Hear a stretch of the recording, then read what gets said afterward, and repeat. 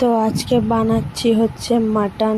আমার ঘরে সবাই মাটন খাবে বলেছে, তো আমার দেওর এনে দিয়েছে মাটন। তো আমি যেভাবে মাটন বানাই, তো হচ্ছে রুটি দিয়ে খেলে তো আমি একটু কষা কষা টাইপের বানাই।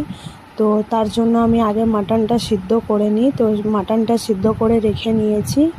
আর এদিকটা হচ্ছে তেল দিয়ে তাতে পেঁয়াজ দিয়ে গোটা মশলা দিয়ে আগে ওটাকে ভেজে তারপর পেঁয়াজ দিয়ে ভেজে নিলাম। তারপর হচ্ছে এখানে যে বাটা মশলাটা রেখেছিলাম সেটা দিয়ে একটু ভালো করে ভেজে নিতে হবে যাতে ওর কাঁচা গন্ধ না বেরোয়।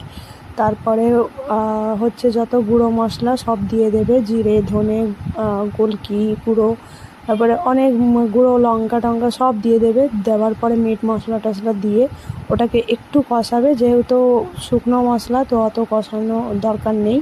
তো এখানে হচ্ছে ও সব মশলা দিয়ে কষিয়ে নেবে। তো তারপর হচ্ছে এটা হয়ে গেলে তখন আবার টমেটো বাটা দিতে হবে। টমেটো বাটা দিয়ে ওটাকেও আবার কষিয়ে নিতে হবে একটু। তারপর হচ্ছে দই দিয়ে দেবে। আর হচ্ছে টমেটো বাটাটা এই দুটো একটু মেনটেন করে দেবে যাতে যে দইটাও টক হয় আর টমেটোটাও টক হয়। তো তার জন্য একটু মেনটেন করে নিজেরা বুঝে দেবে। তো হচ্ছে এখানে বলতে বলতে আমার কষানো হয়ে গেল মশলা। তারপরে এখানে ঢেলে দিলাম মাটন। তো তারপরে এটা কষিয়ে জল ঢেলে দেবো। তো ভিডিও ভালো লাগলে লাইক কমেন্ট করো, শেয়ার করো আর চ্যানেলটাকে সাবস্ক্রাইব করো। Tata bye bye. আর কেমন হয়েছে অবশ্যই কমেন্টে জানিও।